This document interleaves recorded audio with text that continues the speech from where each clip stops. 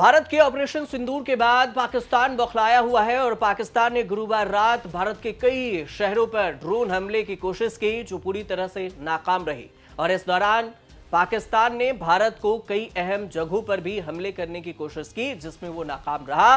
पाकिस्तान के इस नापाक हरकत के बाद भारत ने इसका करारा जवाब दिया और फिर भारतीय सेना ने हर मोर्चे से ऐसा रिएक्ट किया कि पाकिस्तान हमेशा याद रखेगा। भारत ने पाकिस्तान के प्रमुख शहरों पर रणनीतिक हमले किए और ताबड़तोड़ गोले बरसाए।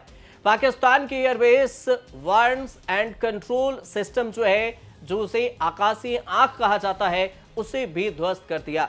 भारत के गोले से पाकिस्तान के किन किन शहरों में बरसे हैं, इसे देखना होगा और पाकिस्तान से कितनी दूरी पर है। सबसे पहली बात कि सियालकोट पाकिस्तान के पंजाब प्रांत के उत्तर पूर्व में स्थित है और यहां आर्मी कैंट भी है।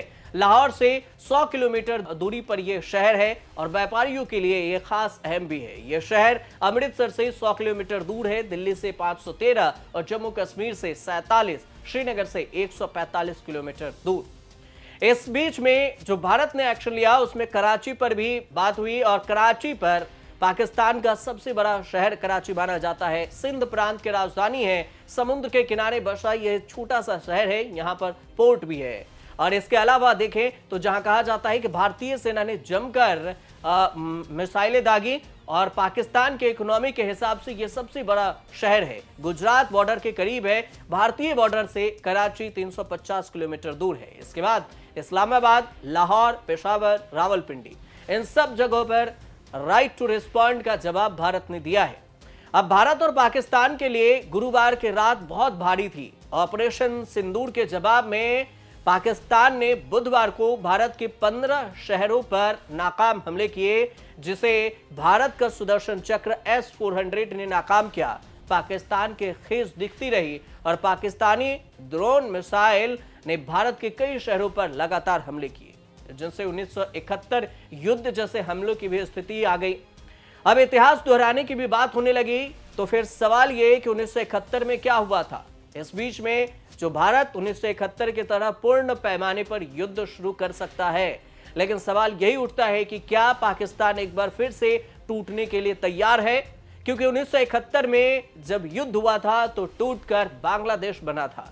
तो इस बार कौन से है हिस्सा जो पाकिस्तान से अलग हो सकता है। सबसे पहले यह समझते हैं कि आखिर हम 1971 की ओर बढ़ रहे हैं क्या।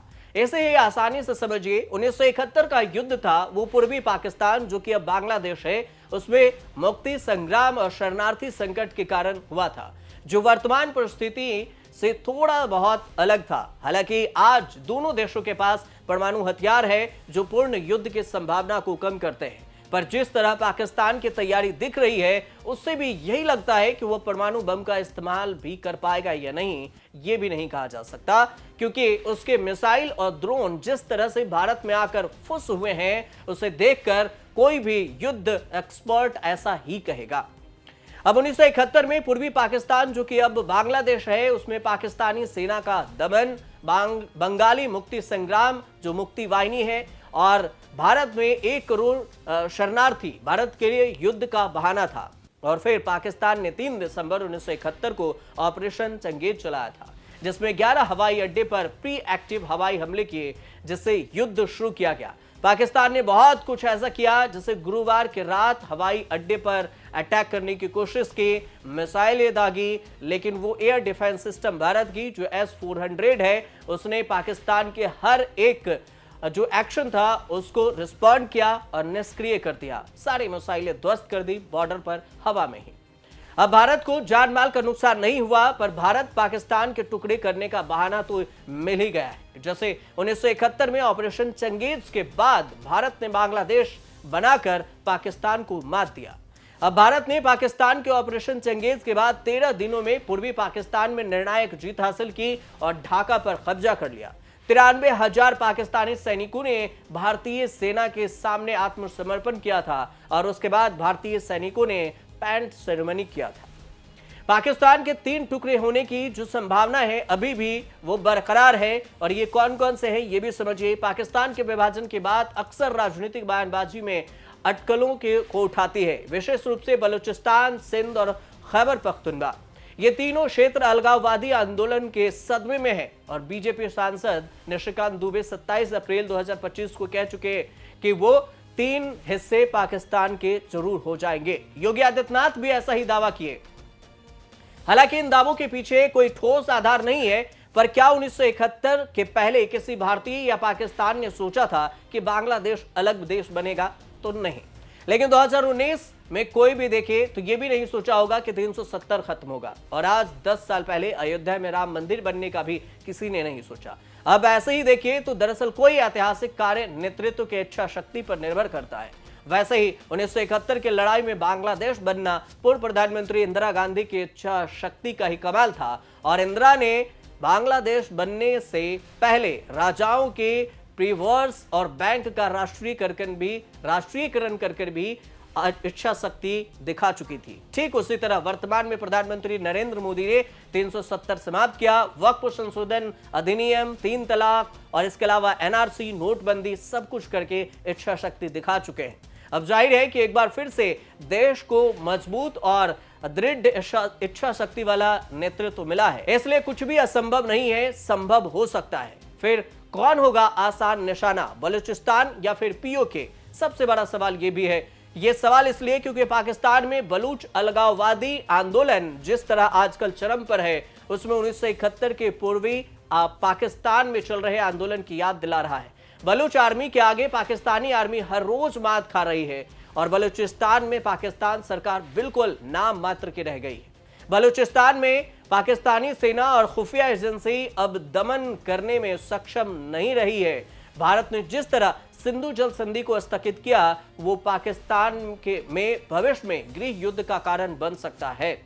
और उधर बलूचिस्तान तैयार है। बलूचिस्तान पाकिस्तान का सबसे बड़ा प्रांत है, लेकिन आर्थिक और राजनीतिक रूप से उपेक्षित रहा है। यहां बलूच नेशनलिस्ट आंदोलन सक्रिय है, जो पाकिस्तान की स्वतंत्रता या अधिक स्वायत्तता की मांग कर रहा है। बलूच लिबरेशन आर्मी है, जिसे BLA कहा जाता है, जैसे समूह पाकिस्तानी सेना के खिलाफ गुरिल्ला युद्ध कर रहा है। बलूच आबादी का एक हिस्सा पाकिस्तान सरकार के खिलाफ है, जो 1971 में पूर्वी पाकिस्तान की तरफ भारत के लिए अनुकूल स्थिति हो सकती है। बलूचिस्तान के संसाधनों की लूट, जैसे कि ग्वादर पोर्ट है, प्राकृतिक गैस है, स्थानीय लोगों में असंतोष बढ़ा है, और इससे बलूचिस्तान का सीमा है ईरान और अफगानिस्तान, इन दोनों से लगती है, जहां पाकिस्तान को अतिरिक्त दबाव का सामना करना पड़ सकता है। पीओके की बात करें, जो पाक ऑक्युपाइड कश्मीर है, तो भारत का हिस्सा माना जाता है। 1994 में भारतीय सांसद ने इसे भारत का अभिन्न हिस्सा घोषित किया था, और हाल के वर्षों में भी पीओके में बिजली, पानी और बुनियादी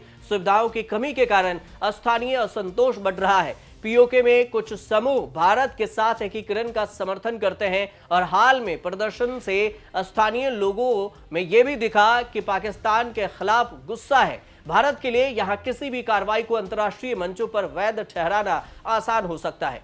पीओके भारत की सीमा से सटा हुआ है, जिससे सैन्य अभियानों के लिए लॉजिस्टिक आसान होगा। 1971 में पूर्वी पाकिस्तान की तुलना में जो भारत के हजारों मील दूर था।